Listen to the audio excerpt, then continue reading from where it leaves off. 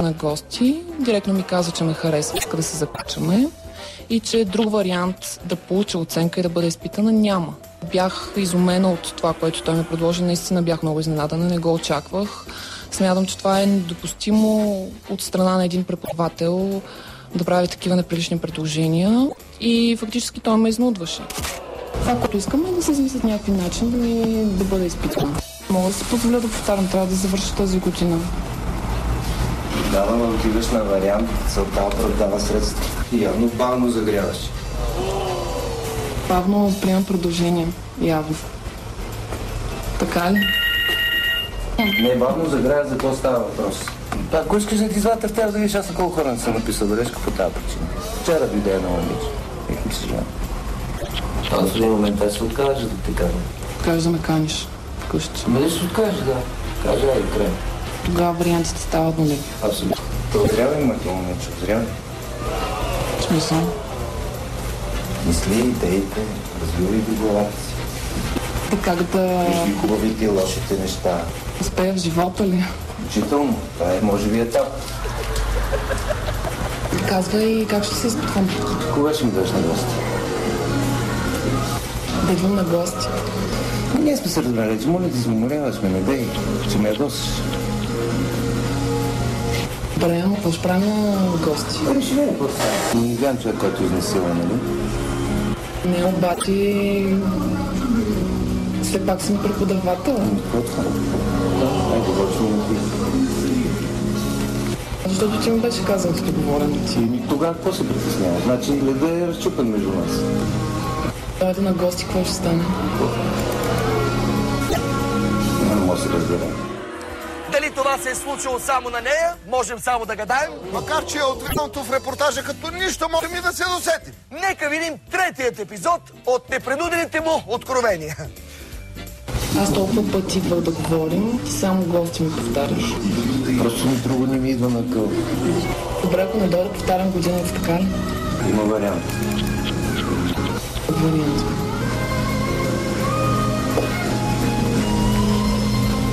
Тази година. Остави няма тема да се казва, защото ще изчете на всички теми. Как ще пищи?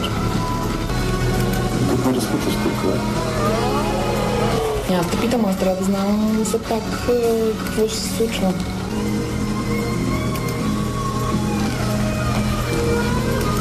Нищо страшно. Аз може да стане много. Ще стана доволна.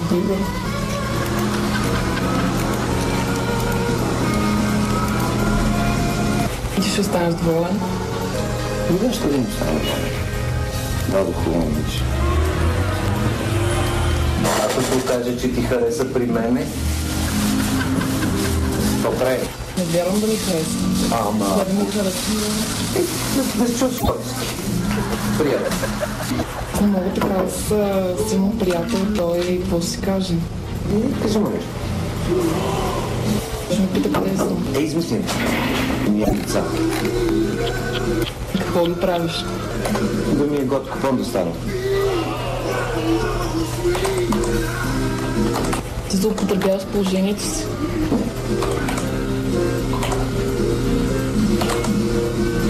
Като виж, аз не те наследвам. Аз те предлагам. Но това ще е повод за да ми пише оценка, нали така? Не съм казал. Ще обсъдим по какъв начин. Трябваш после някакви други неща да правя. Задни съд. Ще да се оплача. На кой? И... на дейканката. Какво ще кажеш? Че ме изнудваш. Няма такова. Тя е задължена да провери. Да. Аз ако нямам някакви доказателства, никой няма да ми повярва, така ли? Никой няма да ми обърне внимание. А ти доказателства? Не знам.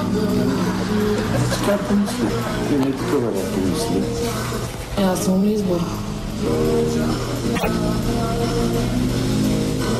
Имаше много избори, ама ги изтърва. Сега си на път и трябва да изтърваш.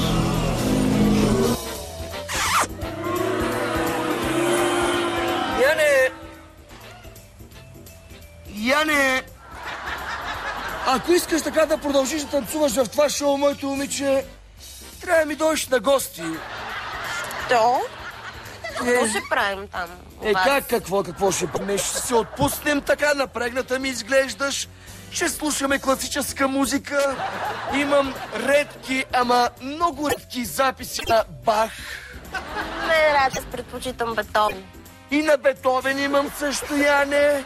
Дискографията. Заповядай, бе, деца, не ям. Не мога да... Много съм ангажирана. Добре, твоя воля, Яне, твоя воля. Аз само ти предлагам. Обаче от утре ще танцуваш само по сватби.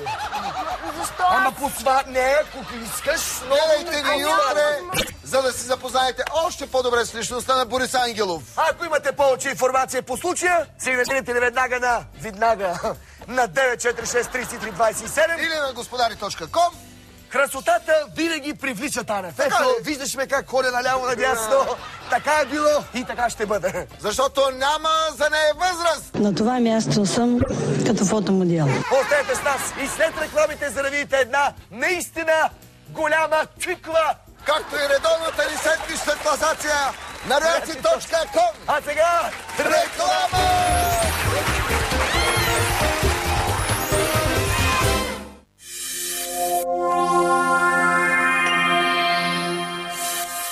Тъй щастлив съм и се радвам, че те имам.